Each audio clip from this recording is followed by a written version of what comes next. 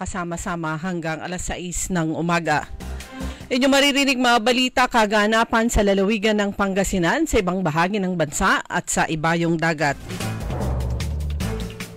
Ang inyong katoda balita, ako si Liway Manantani Paragire. Ang aking partner si Kaaron Susan niya daw. At sa technical kasama natin, Kaaron Edwin Inong.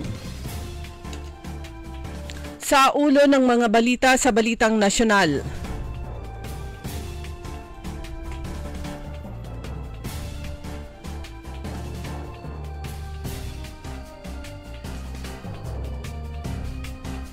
Dahil sa illegal campaign materials, higit 30 kandidato na mumura sa disqualification ayon sa COMELEC. Todo balita.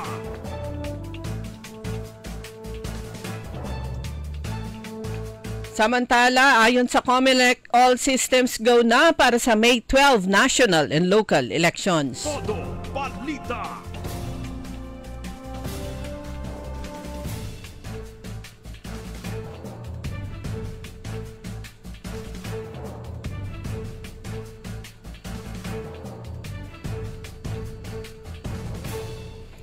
Sa balitang lokal, Pangasinan PNP nagsagawa ng ceremonial send-off para sa mga personnel nitong mag-duty nitong eleksyon.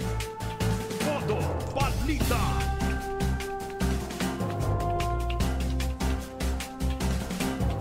Sa balitang pampalakasan,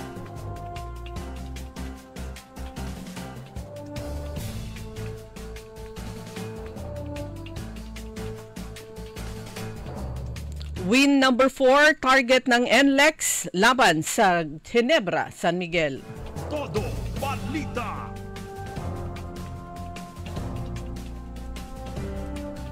At ngayon sa detalye ng ating mga balita.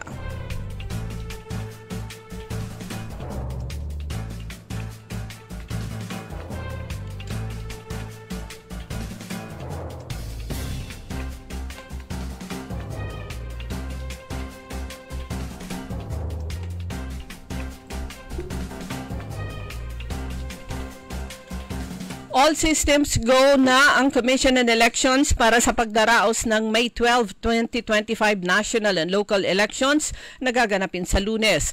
Ayon kay COMELEC Chairman George Garcia, ilang araw bago ang halalan ay nasa halos 100% na ang delivery ng automated counting machines o ACMs. Nagsimula na rin kahapon ang delivery ng huling batch ng mga official ballots para sa National Capital Region na aabot sa 7.5 milyon. Ayon kay Garcia, una na nilang naipamahagi sa mga Treasurer's Office ng mga munisipyo at syudad ang mga balota para sa iba pang rehiyon sa bansa nitong mga nakalipas na araw. Nitong Martes naman, kabilang sa mga unang dinalhan ng mga balota ay ang Caloocan, Marikina, Pasig, Valenzuela, Quezon City, Malabon, Navotas at San Juan City sa Metro Manila. Ihahatid anya ang mga official ballot sa Treasurer's Office ng bawat lungsod. Ang pamamahagi naman ng balota sa mga voting precincts ay isasagawa sa ilalim ng pangangasiwa ng Electoral Board members at sisimulan sa Linggo, May 11 hanggang sa umaga ng araw ng halalan sa Lunes, May 12.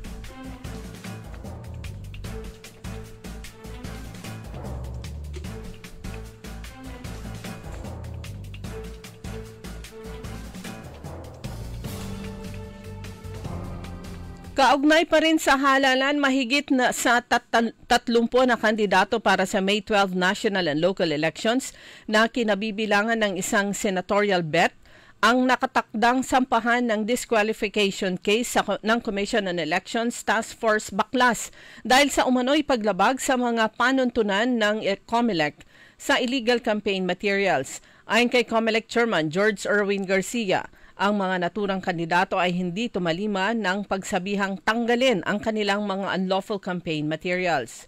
Kinumpirma ni Garcia na 3 kandidato pa ang sasampahan ng disqualification bukod sa 30 hanggang 30 katao nakakasuhan ng Task Force Baklas.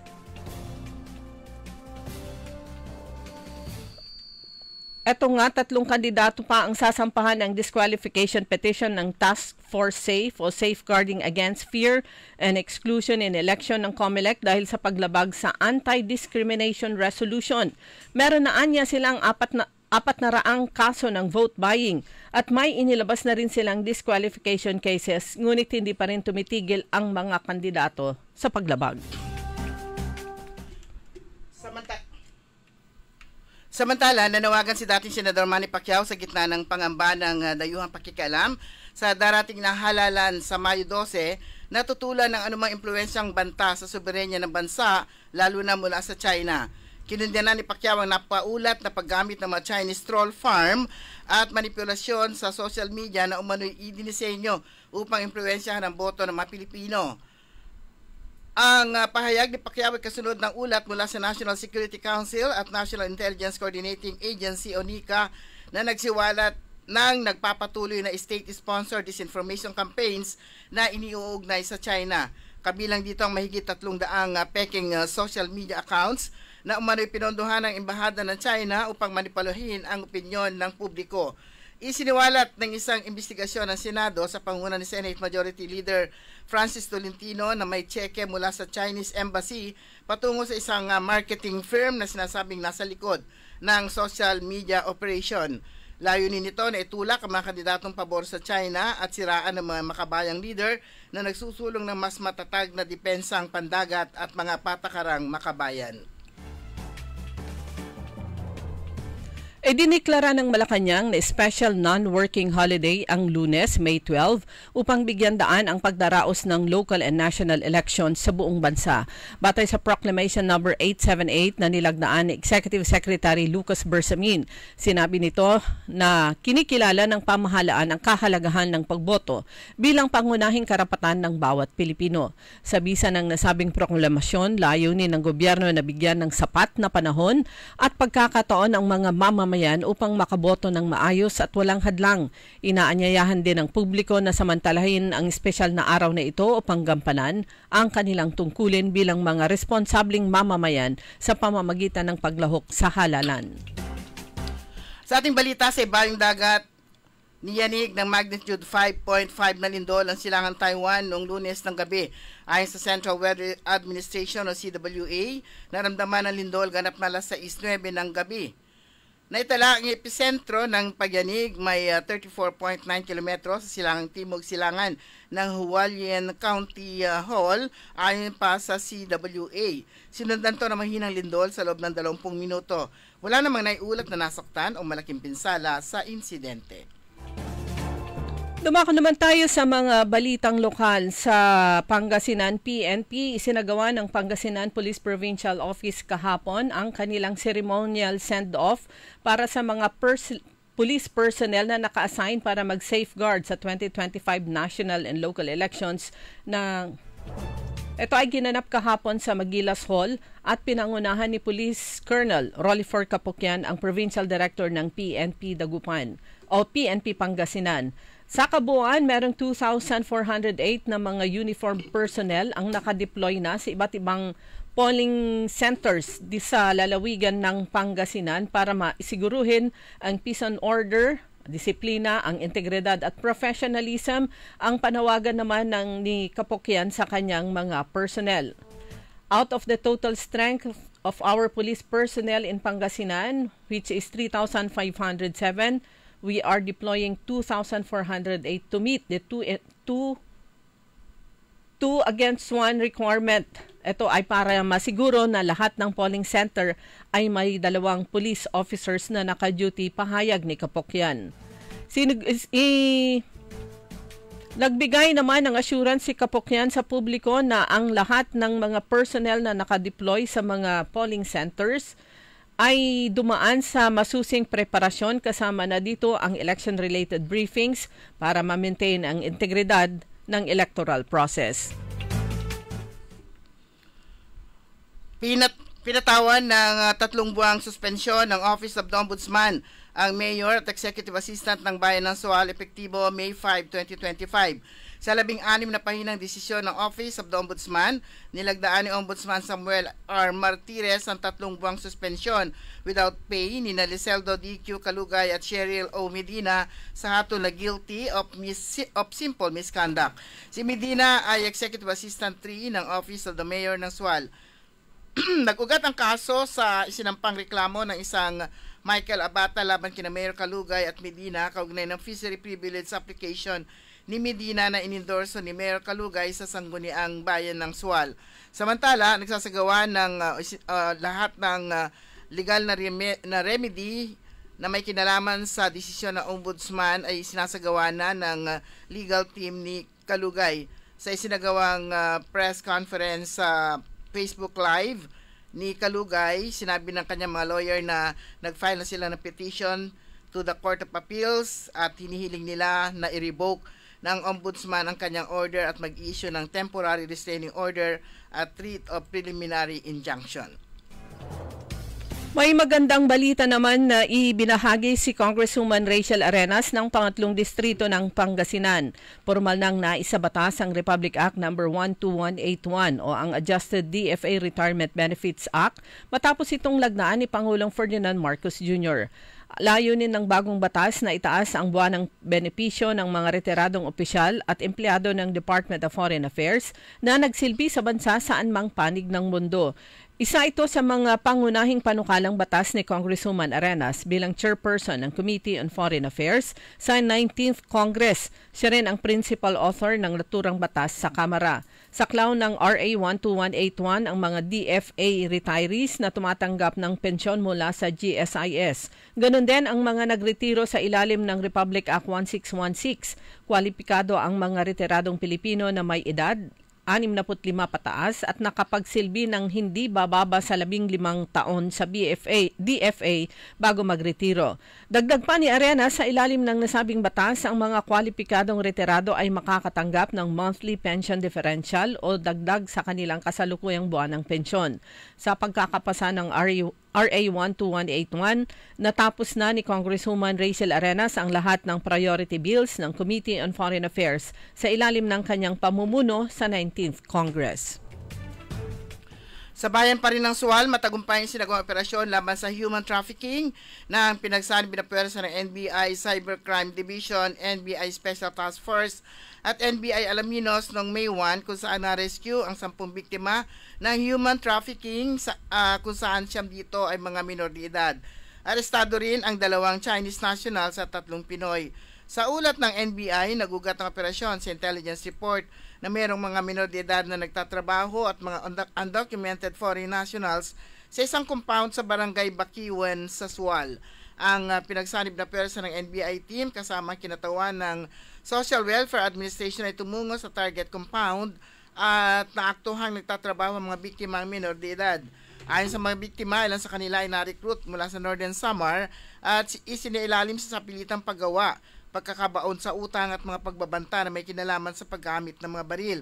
Ang mga biktima ay gumaganap din ng mga panganib na trabaho kabilang ang paghahakot ng feeds ng isda at pag-aalaga ng mga fish cages.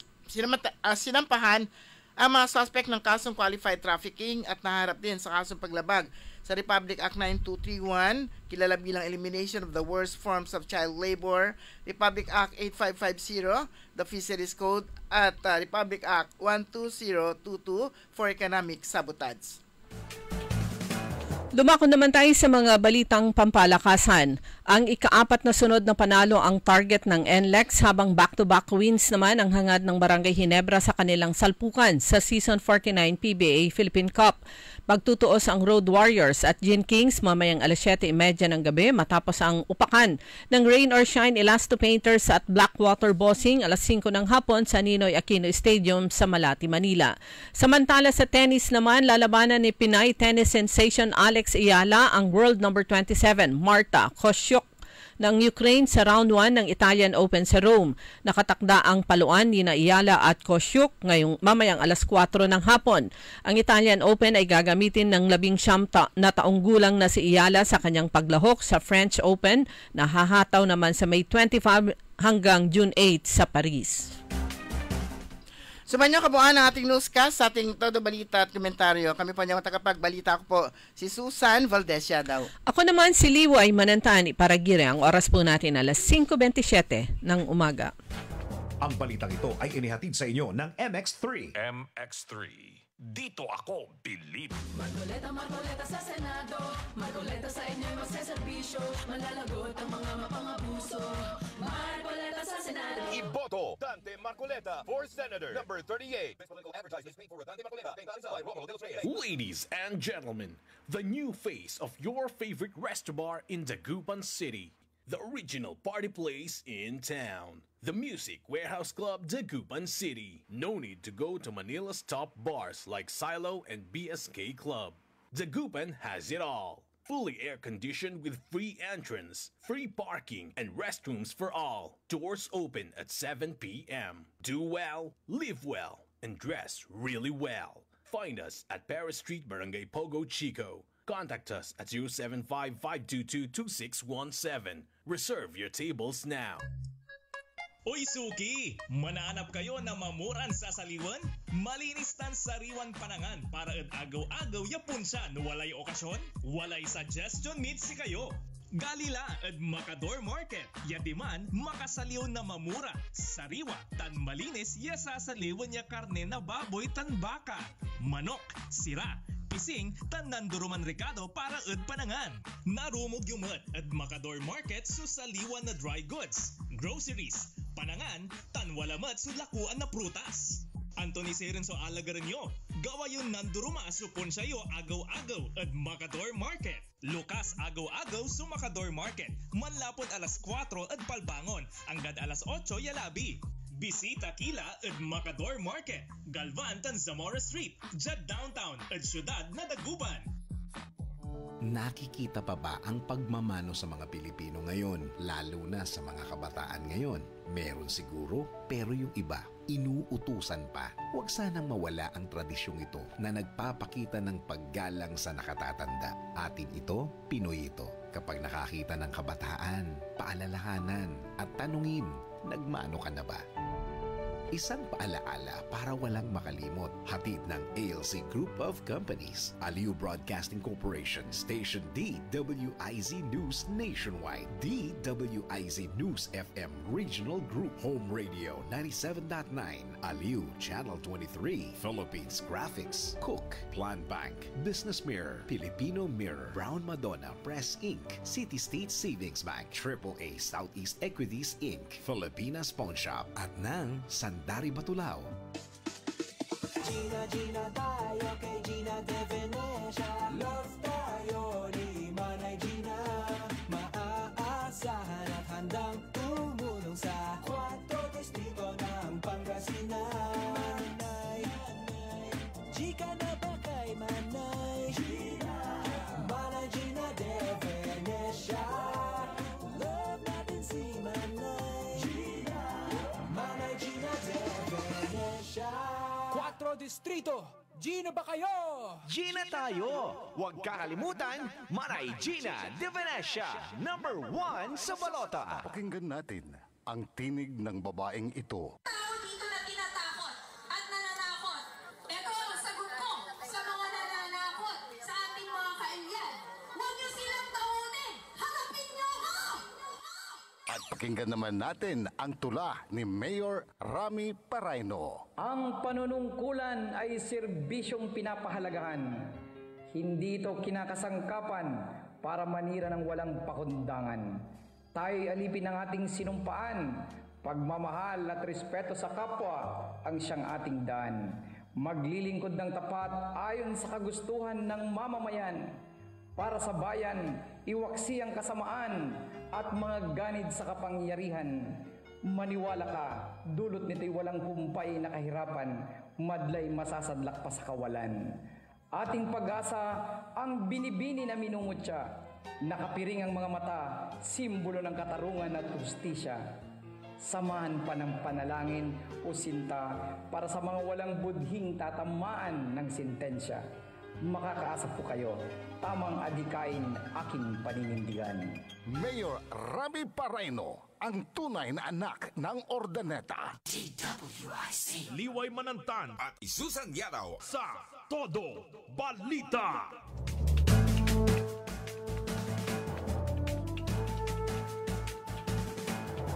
Oras po natin mga kaibigan, alas 5:32 na ng umaga sa pangalawang bahagi po ng Todo Balita. Kasama niyo pa rin Liway Manantani Paragira. At Susan Valdezia daw. So ilang tulog na lang talaga mga kaibigan ay election na, national and local elections. Kaya maghanda na po kayo ng mga listahan, lalo na yung yung sa senador, 12 po yung yung pipiliin ninyo, isi-shade nyo. Plus 12 plus isang party list, 13 sa mga except sa independent cities, gobernador, vice governor, 2 board member sa distrito nyo, mayor, vice mayor, pagbayan, 8 councilor, paglungsod, 10 councilor. So yun po ang bilang ng iboboto po natin. Basta tandaan lang po, yung sa party list, isa lang ang piliin nyo. Huwag kayong mag-shade ng 2, huwag mag-shade ng 3 para hindi naman masayang. Wawa naman yung yung napili nyong una na party list na yung talagang gustong-gusto ninyo. So, importante po yung listahan dahil naman po natin, lahat naman nakaka-experience niyan. Bago ang halalan, meron ka ng choices. Wala kang listahan balot. Pagdating na po doon sa polling center, hagilap ng pangalan doon sa listahan ng mga kandidato. Ayan, so pagkatapos ng eleksyon ng May 11, 2025, May 12, kasi isa kanina May 10 yung binabasa ko dito, pero fake news po yun. May 12, Lunes po yun. Kaso nakita ko, para sa mga barangay officials na bubunyi, dahil akala nila ay extended sila. Meron ako nakita dito, ang COMELEC, magre-release na siya ng calendar of activities para sa December 1, 2025 Barangay and Sangguniang Kabataan Elections. Ito isang resolution number 11132 ng COMELEC, implementing resolution of Article 5 calendar of activities of COMELEC, resolution number 10924 in connection with the December 1, 2025 Barangay and Sangguniang Kabataan Election. So, nakatulugan ko pero na-copy-paste ko yung first page. Date period, pagkatapos ng July 2025 to August 2025, mag-start na yung mga activities ng mga calendar of activities para sa Barangay and Sangguniang Kabataan Elections, updating of registration of records. So, yun, yung mga activities nila, deactivation, etc. Yun na lang. Hindi ko na mahanap kung saan ko na-copy itong resolution na to, pero i-research natin. Pero ang punto natin dito, December 1, 2025, Barangay and Sangguniang Kabataan Elections. Tuloy. Oh, very good. Yan, tuloy. Kasi para makita nyo po na magkaroon naman kayo ng pagkakataon na palitan yung mga kapitan na sa tingin nyo ay dapat palitan na. Oo. At i-retain naman yung mga re-electionist na kapitan kung sa tingin nyo ay karapat-dapat na manatili. Lahat ng barangay officials, kasama na dyan mga kagawad na walang kagawad na walang kwenta. At saka yan, yung mga may pagkakataon kayo makapili na ng iba. Ayan. Hindi yung maghahayahay silang matagal. Wala naman silang ginagawa, maghihintay na lang sila ng sweldo. Pero ngayong pag ganito election, sila yung hayahay, di ba? Sila yung patawag dito, patawag doon. Nakita ko nga yung merong ginawang caricature. Pagkatapos ng eleksyon, ang mga kapitan nakakabili ng motorsiklo. Oo. Ang mga mayor nakakabili daw ng tawag nito? Yung mga leaders nakakabili ng motorsiklo. Yung kapitan? Yung kapitan nakakabili ng Montero. Wow! Yung mga mayor nakakabili ng Land Cruiser. Yung mga botante, noodles lang at saka sardinas. Although meron naman yung nakakabili ng appliances. Lalo na kung pag marami talaga maraming miyembro ng pamilya at yung miyembro ng pamilya ay ibabahagi niya yung kanyang natanggap. So, yan po. Actually, kahapon, umulan. Lakas. Medyo diretso yung ulan. Ako nga kanina dyan sa PNR Road, kailangan pa. Umikot ako dun sa may barera para maiwasan yung tubig. Pero yung iba, naku, burido lara, paano niran umpaway, unlad sa may kin. Station na kung saan sila magkiklaim ng kung ano man, kung umuulan. Pero marami yung matyaga pag ganyan nakapayong. Para-paraan lang po. Pero yun nga, ano ngayon, Wednesday. Wednesday ba? So malapit na mga kaibigan, May 7. Dineklara na yung May 12, although kada election naman, dinedeklara yung ng Malacanang yung araw ng election para special non-working holiday. Para naman lahat ay magbigyan ng pagkakataon na makaboto. Ito lang po yung isang karapatan na pare-pareho ang lahat, pantay-pantay, sila man ay mayaman o mahirap, babae o lalaki. Ayan, meron tayong tigi-isang boto. At saka, pero ang sabi po ng election officer ng COMELEC Dagupan, yung nakaraang election, nakita po nila na mataas yung percentage ng yung bilang ng bumoto, ganun din ng mga senior citizens at saka mga elderly. Ibig sabihin, ang ating mga elders, kahit na basta kaya pa nilang pumunta sa mga polling precincts, ay ginagawa nila ng paraan sa tulong ng kanilang mga kapamilya, kung sino man yung umaalalay sa kanila, na sila ay makapunta sa mga polling precincts. Pero ang concern ko naman ngayon, base dun sa interview kahapon kay Attorney Frank Sarmiento ng COMELEC Dagupan, di ba yung early voting, alas 5 hanggang alas 7. Mm-hmm. So yung mga election members ng electoral board, kailangan nasa polling precincts na sila doon sa kanilang mga assigned areas ng alas 4 ng madaling araw. Yun yung sinasabi natin, di ba? At dire-diretso ang kanilang duty hanggang matapos sa gabi. So, kaya ang panawagan niya at pakiusap sa mga polling centers, as much as possible, huwag nyo naman yung ika-crowd yung ganyan, yung assigned polling area nyo. Dahil para naman pumasok ang hangin sa mga classrooms para maging maayos para sa mga teachers. Ang init-init na ng panahon, tapos imagine, ang aga nilang gumising at aga mag-duty. Just imagine yung pagod nila. True. Yan na yung tinatalaki natin kahapon. Siyempre, in-estimate natin yung oras nila. Kung alas 5 ang start, di ka pwedeng dumating ng alas 5. Dapat alas 4 andun ka na. At kung alas 4 nandun ka na, hindi ka dapat din gumising na alas 4. Gigising ka na mas maaga dahil prepare ka ng para sa sarili mo. So, yun tama yun. Kaya lang, nakikita rin naman natin, maayos naman ang pilahan. Hindi naman sila nakakapasok agad. Ang napapasok lang nila yung anong tawag nito, yung mga boboto na.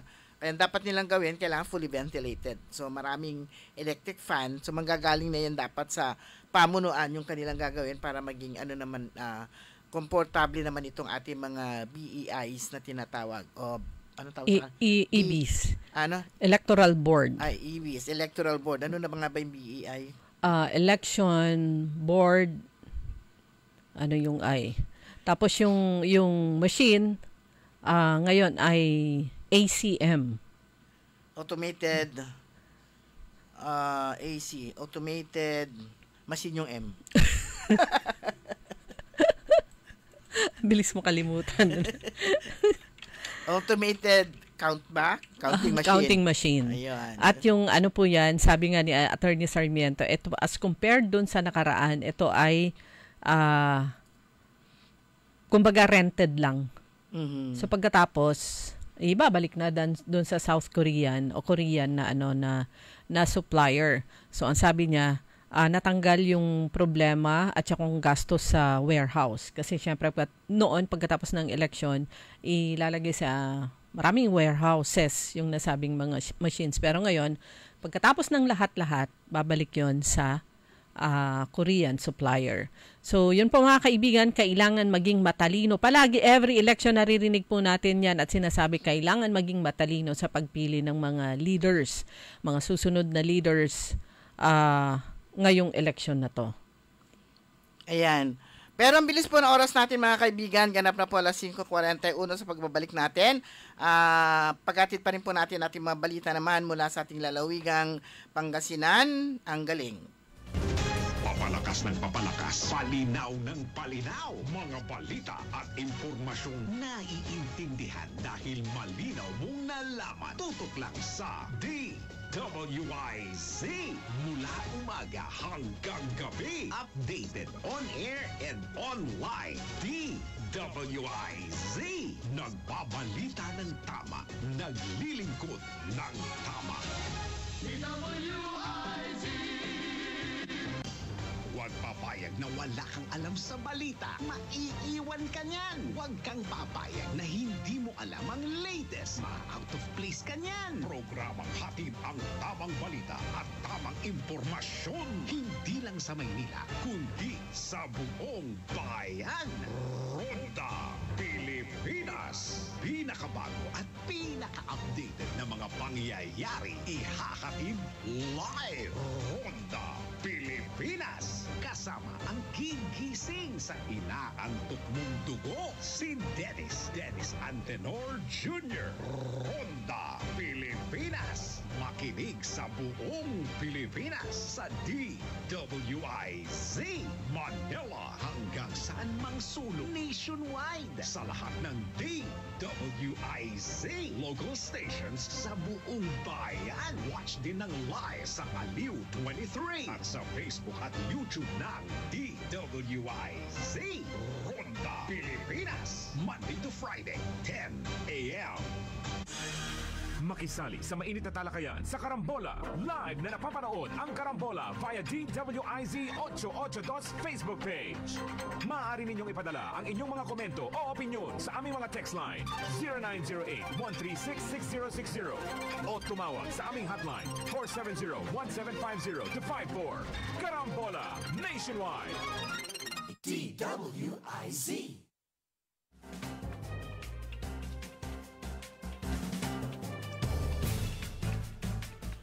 Okay mga kaibigan, alas 5:44 at siyempre narito pa rin po tayo para paghatid pa rin po na ating mga balita mula sa ating lalawigang Pangasinan. Ito yung meron akong nakitang, actually pinakamaganda na yun na merong naglabas doon, comparison, hindi ko na mahanap ulit, yung round 1, yung comparison ng dalawa. Tumatakbo, kung ano nagawa ng isa at kung ano nagawa ng ikalawa. Pero yung comparison nila sa mga, nagsimula sila sa comparison, yung comparison nila sa bawat munisipyo na hinawakan nila. Si Governor Gico, tsaka na taga Binalonan, at tsaka si dating Governor Pogi Espino na taga Bautista. Kung ano yung nagawa nila bilang mayor, kasi parang sila naging mayor, di ba?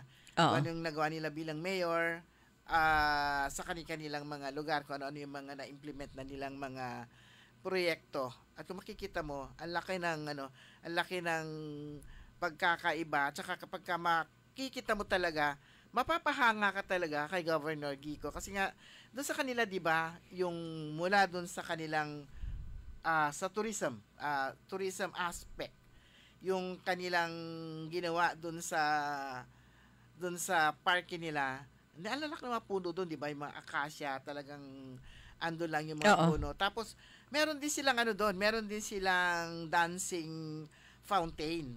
Na yun talaga, kaya kahit na gabi, ay talagang pinupuntahan din yun ng mga tao. So, nakita natin, yun din siguro yung naging idea rin ni kung isang munisipalidad, kung isang munisipyo, kaya niya magkaroon ng isang magandang parke na with dancing fountain, why not itong Kapitolyo na mas talagang kinakailangan niya. At ano pa ba yung mga yung comparison? Well, doon sa Bautista ba yun? Wala pa naman talagang pasyalan doon. Makikita pang pasyalan doon. Pati yung market nila, yung comparison naman sa palengke, yung palengke nga naman nila, malinis, napapasok natin yan, di ba? At marami ka dyan mabibili. Plus yung yung kilalang Binalunan, longganisa. Yes, oo. Tsaka meron silang katabi food terminal. At dito sa yung longganisa talagang dinadagsa din yun. At ang ayos, nung kanilang ang ayos, ang linis ng palengke. Yun yung mga isa sa mga kapag ka nakikita mong mga palengke na papawaw ka, di ba yung nagpunta tayo sa, kasama ka ba doon sa yung Batangas ba? Oo. Yung nakita natin yung... Doon sa isang bayan doon na linis ng palengke. yung kanilang public market, naka-tiles. Yung fish section, wala kang makikitang tubig o basa doon sa tiles dahil doon mismo sa lagayan nila ng yung kanilang mga live na fish, yung buhay na mga isda na binibenta, parang aquarium yung pinaglalagyan nila. Tsaka non-stop yung paglilinis. Yan talagang nagmamap na nandun lang. At saka yung mga stall owners, maliliit lang yung pwesto nila, walang dapat lumagpas dun sa sukat. At saka sila mismo yung naglilinis. Na yung mahiya ka naman kasi kapag ka malinis, tapos ikududumihan mo. Kasi yan, non-stop yung paglilinis. Dito sa atin, Diyos ko, dito sa Dagupan, sila mismo yung nagdudumi. Yung, ang dumi. Yung kahit man lang meron naman yung iba, yung tapat nila malinis. Pero ilan lang yun, mas marami pa rin yung marumi. Pero kapag kasi malinis yung nakikita mo, mahiya ka magdumi. Oo. Parang ganon. So, isa to, nakita natin, ang linis po ng palengke ng Binalonan, ang ayos-ayos. Saka siyempre, marami ka rin mabibili doon. Meron din kainan doon na pwede kang kumain man lang na hindi ka anong tawag dito, malinis yung yung paligid. So yun yung mga natandaan ko. Ano pa ba yung mga ibang yung comparison ko ano yung mga nagawa niya. Yung eskwelahan. Eskwelahan na nagsimula nga lang daw sila sa ilang libo, ngayon ay malaki na. At saka yung nung inumpisahan yung community college ng Binalonan, ito, pagdating sa edukasyon, hindi matatawaran po yung pagpaplano po ni Governor Monmon Gico III para sa mga kabataan. Kagaya nung siya po ay mayor, inumpisahan nga yung community college ng Binalonan. At alam niyo kung saan ang unang classrooms po nila. Kung sa Binalatongan College ng San Carlos, ang unang classrooms nila ay sa elementary school. Night classes yung sa Binalatongan. So after class, ng alas 5, alas 6, susunod naman yung kolehiyo, yung Binalatongan. Pero doon po sa Binalunan, yung kanilang community college na ngayon ay isa ng universidad, ang unang classrooms po nila ay doon sa second floor ng kanilang public market. Dahil meron po yung mga stalls na hindi naman nagagamit doon, i-convert into classrooms at yun po, doon nag-umpisa yung kanilang community college. Pero ngayon, ito ay Eastern Pangasinan University at napakalaki na yung populasyon po nito. Ang mga estudyante ay nag-aaral ng libre. At sa probinsya, nung naging gobernador siya, wala pang 3 taon, ay nag-umpisa na ang Pangasinan Polytechnic College at papasok na sa second year. Second year na. In fact, ayon po sa Pangasinan, pamunuan ng Pangasinan Polytechnic College, a deadline na sa mga kabataan ng pagsumite ng mga requirements para makasali sa entrance exam ay sa Biyernes, sa 9. So yung first year, magsi-second year na sila. So tatanggap muli ng mga incoming first year ang Pangasinan Polytechnic College at gaya ng nabanggit natin kahapon, ang good news, open na rin para sa mga transferees. So yun po, sa larangan ng edukasyon, sa lahat ng larangan, hindi matatawaran yung kaalaman at concern ni Governor Ramon Gico III dahil personal siyang may knowledge dito. Kaya nga yung sabi nga natin, yung sa kanina yung sa turismo, yung maganda yung kanilang parke doon. Kaya ganun din, pinagaganda rin dito sa yung dito sa provincial government. Yan, sa education, meron silang sariling eskwelahan. Kaya nga probinsya, meron din sariling eskwelahan. So, kung ano yung meron na alam niyang successful na meron sila sa bayan ng Binalonan, yun din yung ginagawa po dito sa provincial government. Pero, syempre, dahil probinsya to, mas malaki at mas maganda. So, ilan lamang yon. Ano pa ba yung mga nakita nating tsaka syempre sa educational background, kung ano yung sa health, yung kanyang mga expertise, yung kanyang mga kaalaman, hindi naman talaga matatawaran. Sa pangkalusugan, mga kaibigan, sabi nga natin, meron siyang personal na kaalaman, may knowledgeable siya dahil siya mismo ay kulang na lang medicine. So yung pre-med course niya, sabi ni Governor, natapos niya. Kaso nga, pumasok sa politika, hindi na siya nakapasok sa medical school. Pero sila nga po ay may background sila sa medicine, sa pangkalusugan dahil ang pamilya nila ay meron pong merong ospital noon pa man, panahon pa ng kanyang lolo. Kaya gano'n na lang yung concern niya para sa kalusugan ng mga Pangasinense. Kaya ang 14 na ospital po ng probinsya ay talagang yung pag-upgrade ng mga facilities ay tinutukan ng provincial government. Plus, magkakaroon na ng 15 na ospital ang probinsya dahil ginanap na po yung groundbreaking ceremony para sa Alcala Community Hospital. Yung lupa, ito ay donasyon ng lokal na pamahalaan ng Alcala at legacy ng outgoing mayor din. Dahil hindi po siya magre-re-elect pero sa kanyang panahon naumpisahan yung pagpapatayo ng ospital. Tapos yung budget para dyan ay mula naman sa probinsya. Meron tayong ibabahagi na tinig ni Governor Monmon Gico III. Sabi niya rito, laban para mabuhay. Pero ready na ka Edwin? Hindi pa rin. Sige, tataranta si ka Edwin. Hindi siya sanay. Pero yan, sabi natuwa lang ako Sabi ko, ang cute naman. Pero maiksi rin lang naman yon. Meron pa tayong ilang minuto naman para maibahagi ito.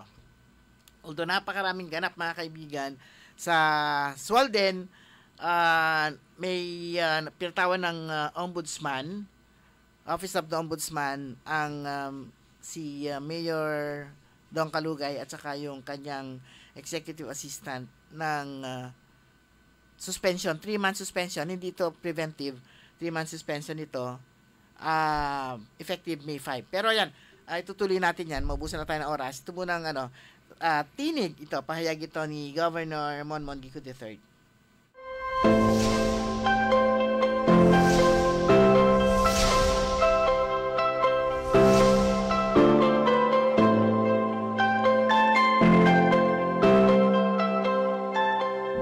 Para sa mga pasyenteng dumaraan sa dialysis, bawat araw ay isang laban, hindi lang para mabuhay, kundi para mabuhay ng may dignidad. Pero, paano kung ang pangaraw-araw mong budget na pinipilit mong pagkasyahin sa pagkain at iba pang gastusin ay kailangan mo pang ilaan para sa gamot at pamasahe? Sa dami ng mga bayarin, ang dapat sanang lunas ay naging dagdag pa na pasanin. Kaya naman, sa lalawigan ng Pangasinan, may mga binhi tayo ng pag-asa na unti-unting itinatanim sa ating mga ospital. Mga dialysis centers katulad na lang ng itinayo sa Western Pangasinan District Hospital sa siyudad ng Alaminos. Isang tahanan ng pag-asa para sa mga gaya nilang patuloy na lumalaban. Ngayon, isang pasyente ang magbabahagi ng kanyang kwento kung paano siya ay patuloy na lumalaban sa kanyang karamdaman, hatid ng bagong pag-asa. Dear Gov, mula po ako sa Bani, Pangasinan. Plano na sana naming mag-asawa ang magkaroon ng anak nang magsimula ang aming kalbaryo.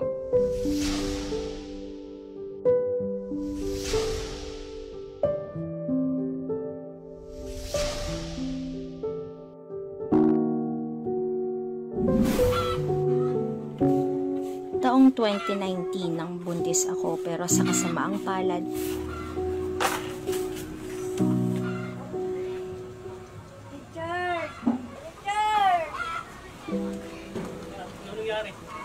ay namatay ito sa aking sinapupunan sa ika-8 buwan ng aking pagbubuntis. Ano ba ang ating naramdaman sa ating... Sumubok ulit kaming mag-asawa noong 2021 pero muli kaming nabigo. Dahil 6 months pa lang ay kinailangan kong ma-emergency cesarean dahil sa komplikasyon. Dito na rin nalaman na hindi na fully functioning ang kidney ko at agad din akong in emergency dialysis. 2 dagok na sabay namin hinarap na mag-asawa. Dahil sa kailangan kong mag-dialysis 2 at minsan ay 3 beses pa sa isang linggo sa San Carlos City, Pangasinan, ay nahinto sa trabaho ang aking asawa at nag-freelance na lang. Tuwing may session ako ng dialysis ay gigising ang asawa ko ng alas 4:30 para maghanda dahil alas 6 dapat ay papunta na kami sa San Carlos City.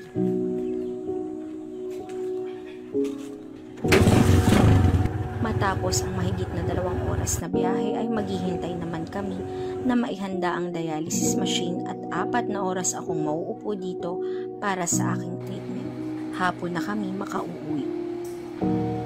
May mga pagkakataon naman na hapon na ako makakaupo sa dialysis kaya gabi na kami makauuwi. Mahigit 3 taon na ganito ang naging buhay naming mag-asawa. Kapag malakas ang ulan o bumabagyo, hindi ako nakakapag-dialysis. Kaya naman babawasan ko ang konsumo ko ng tubig para hindi ako magmanas. Hirap na kailangan tiisin para mabuhay. Sakripisyo na kailangan gawin para sa mga taong nagmamahal sa akin at kasama kong lumalaban sa aking karamdaman.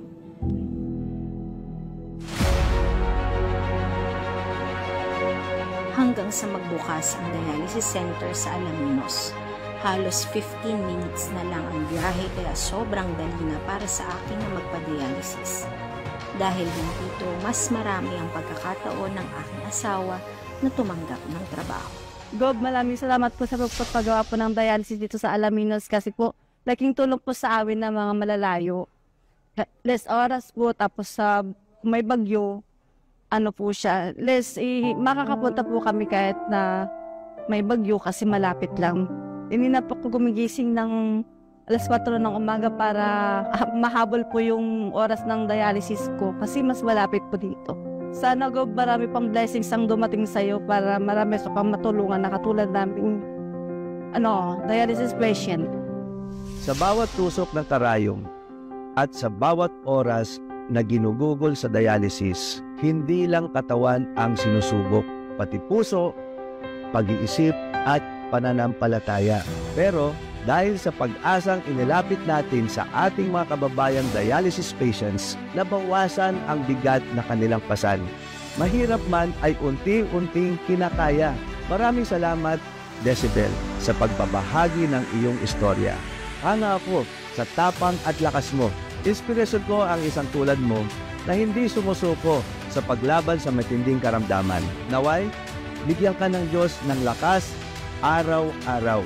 Para sa mga nais magpadala ng kanilang liham sa Dear Gov, maging kwento, sumbong, o anumang saloobin, maaari ninyo itong ipadala sa aking tanggapan sa Kapitolyo. Muli, ito po ang inyong Dear Gov, patuloy na maglilingkod, tapat at maasahan para ipagpatuloy ang galing ng Pangasinan.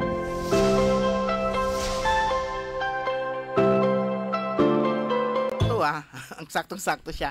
So wala na po tayong sapat na oras mga kaibigan.